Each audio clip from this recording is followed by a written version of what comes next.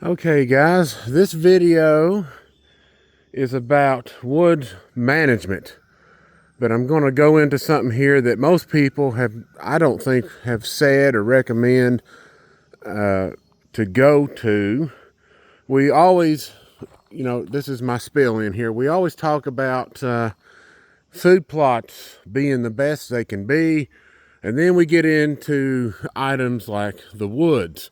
So obviously I'm going to list a few things you can do. One is that you can do prescribed fires every 2 or 3 years if you're trying to, keep certain goals intact, like kill off sapling trees to try to keep them from regenerating if you're looking for that savanna type habitat.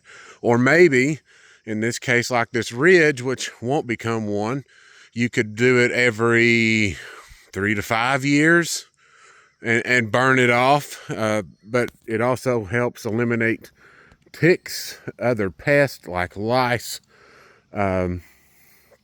even flies, and anything that's trying to hide in here when it gets cooler can perish in fires if they can't get out fast enough. Now, if you do this in the dead of winter, a lot of bugs and insects are burrowed pretty deep. However, they might be burrowed in dead logs, stumps, holes in the ground, something to try to maintain their livelihood. Well, you can set a prescribed fire through here, and if they're in a rotted log, they may not have time to get out, and you can eliminate some pests that way. But your forest management would be at a better level than just letting it set like what you see right now. It's just nothing's been done to it except for logging in the past.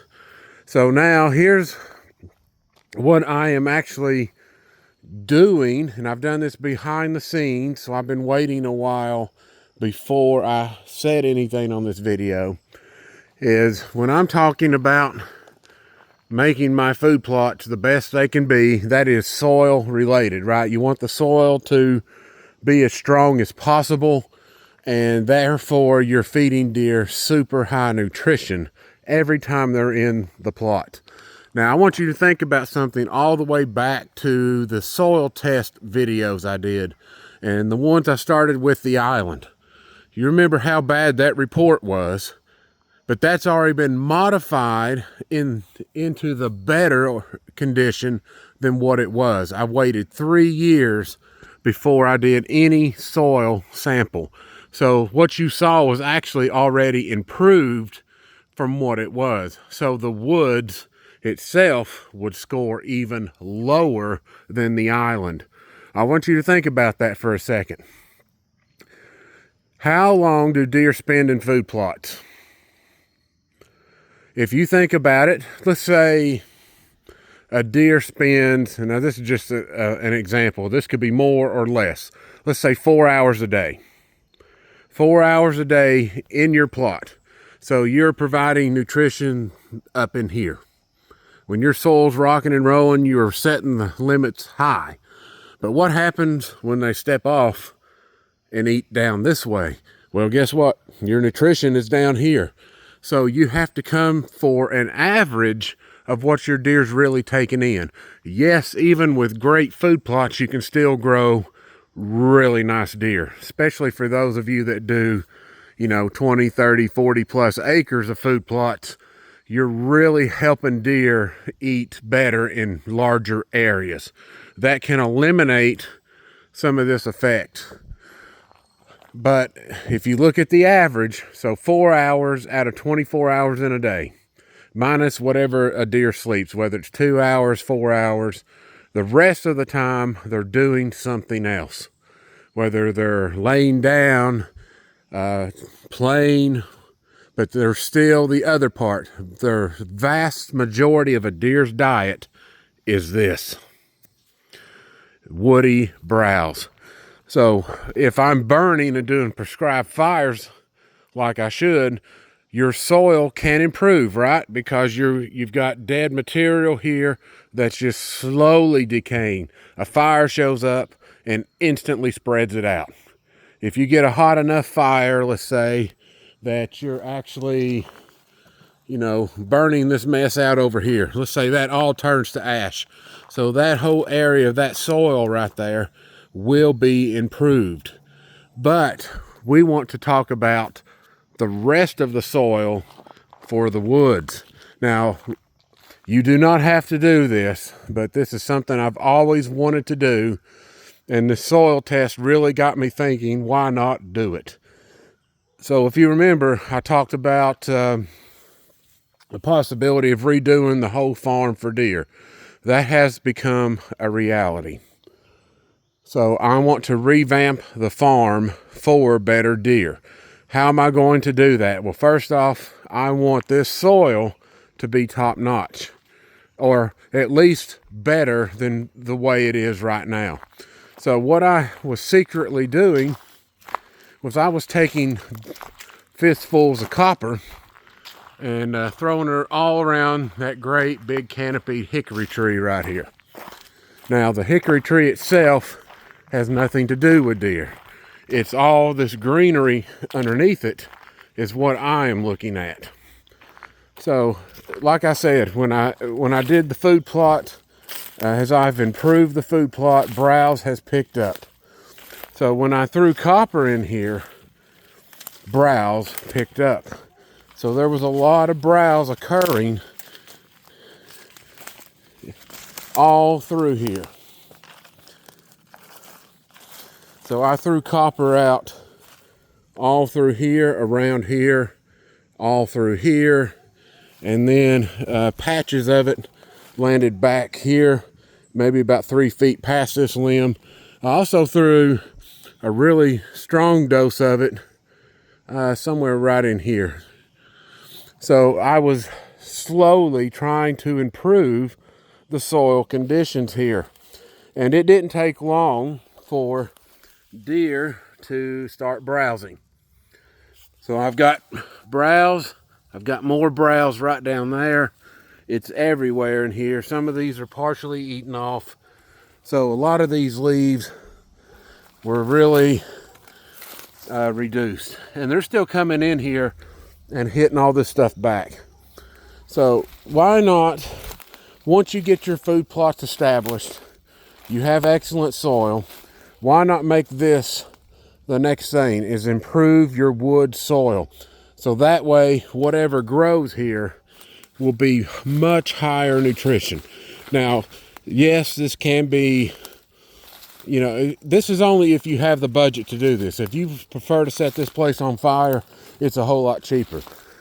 But if you're looking for the extra mile, deer need good soil everywhere they go. So this right here, even though I've got greenery down here, which there's plenty to eat, it's just not cutting it quality wise on what you see in the other states.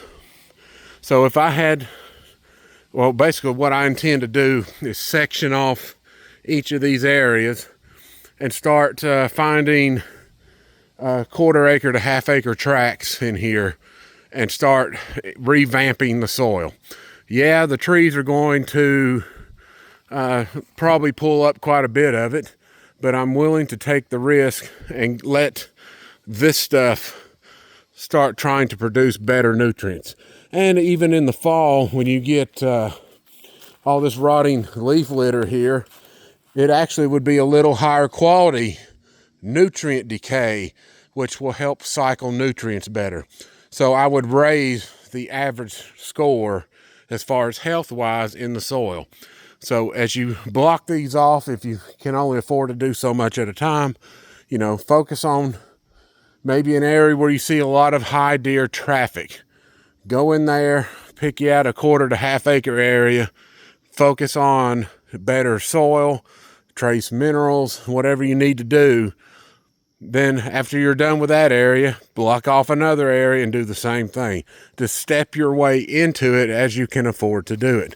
Then on top of that, you can still do your burns and have excellent, and I mean excellent, quality browse. So if a deer's majority browse is woody stuff, guess what? That average intake of nutrients is, you know, like up here high, here's your food plot. but you're down here low in your woods nutrition, suddenly you raise the bar, say halfway up, then the average nutrient level goes sky high just by moving the low end off of the scale. You don't have to move the top end if it's already established in your food plots. Work on this portion, and that will help raise deer to their ultimate goal. So if you wonder why there's bigger deer in the Midwest, there's far fewer woods, it's open land, the soil's in better condition because of that, to be honest with you. The more forest you have, the lower the quality of the soil becomes because trees siphon out tons of it. And then they make the ground acidic. So the soil would decay and the deer quality goes down. So we can adjust our woods. If you're looking for an alternative woods management program, you can try blocking off areas to improve your soil. And that is exactly what I intend to do. I just threw out an experimental area over here. And let's see, I don't think I forgot to show this side over here. There was a lot of, I threw a concentrated ball of it out, trying different levels here. And it was all right in here. So, right there's browse. There was more browse on this, and it's already fallen off. And then there's browse all the way down here. See right here, they've eaten everything off of there. All this got copper treated right here. So it's all been worked on. So there's you another one. So deer are looking for that better nutrition. Now, I just randomly selected this area. If you look at the green level, there's a vast area here, even though it is, unfortunately, the quality of this greenery under here is decaying. We had burned this place off. It's been 8-9 years ago, and it only got basically from here over. And the green level in there exploded, and now it's decaying in quality and the amount. So I'm actually losing ground up here because these trees are canopying out. They've gotten older. A lot of the small trees in here have died. That's why the woods is opening up underneath. But if the canopy's closed, it's still going to destroy your green quality. I wouldn't mind having somewhere in the neighborhood of 30 to 40% max sunlight if you're still looking for a forest setting to grow the greenery underneath. All right, guys, so this is just the start. I'm going to come back to these videos at a later time, but I just wanted to kind of start this one off just to at least get you thinking about it. There are many things we can do besides food plots, and if your deer is consuming mainly woody browse as their larger diet, I would think you would affect the deer more by affecting native species. So why not make your soil healthy for native species, and you will see a drastic change in deer size and quality. All right, guys, hope you like this video, and I've got more to come on this. It might be a little further down the road, but there will be more follow-up videos coming to this. Have a good one.